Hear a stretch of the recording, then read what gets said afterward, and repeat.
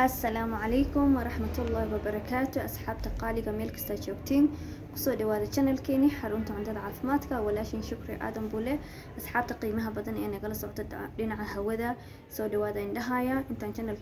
intaan topigeeni usii guuda gelin waxaan naga codsanayaa inaad channelka subscribe sameysiin like gareysiin share gareysiin like waxay naga caawinaysaa inaga dhiirigelinaysaa inaan video qurux badan saan kale meel inta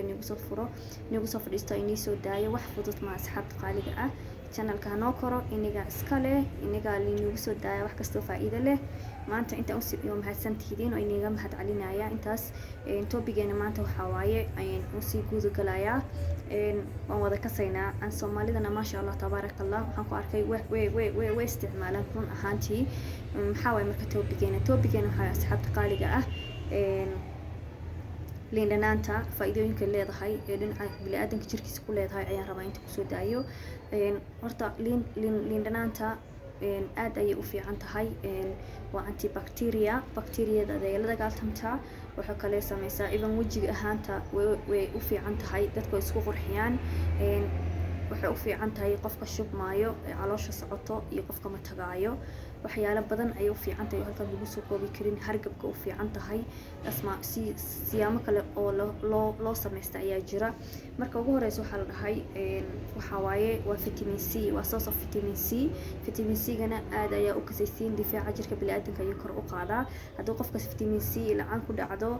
jirkiisa wuxuu noqonayaa jir daciif ah oo waxyaalo badan qabin xoog ma lahaana qofkaas waxa kale sameeysaa it controls the weight and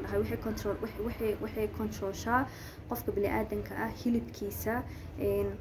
haddaa rabtid inaad caatowdid xitaa oo caatid subaxdii calooshaada iyadu eber tahay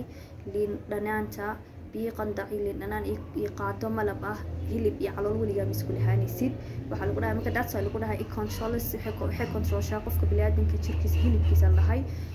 hilibkani way ka ridaa ayaa la dhahay waxa kale u fiican tahay la dhahay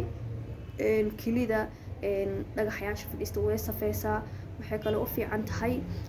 anti waxa waaye against anemic waxa laga wadaa dadka oo dhiig la'aanta ku dhaco way ka hortagtaa ayaa la dhahay waxay kale u fiican tahay riskiga oo waxa la dhahay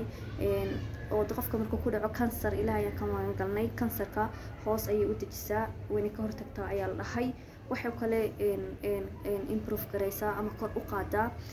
caafimaadka guud ahaan qofka bini'aadanka ah waxay kale u fiican tahay asxaabta qaaliga liin dhanaanta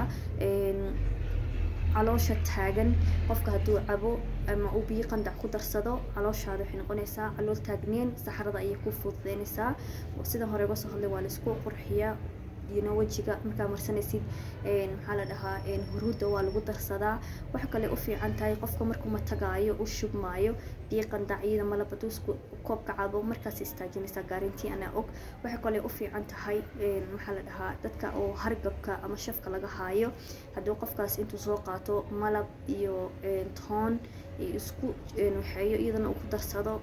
ka boodaysaa faa'iidooyinka liin dhanaanta run ahaantii halkan lagu soo koobi karo aad ayay u fiican tahay waxyaalo badan ayay ani waa ogahay Soomaalideena waan jecelnahay run ahaantii way isticmaalaan haddaan runta sheegno soo marka waxa soo faa'iidoon ayay leedahay waxaan dhihi lahaa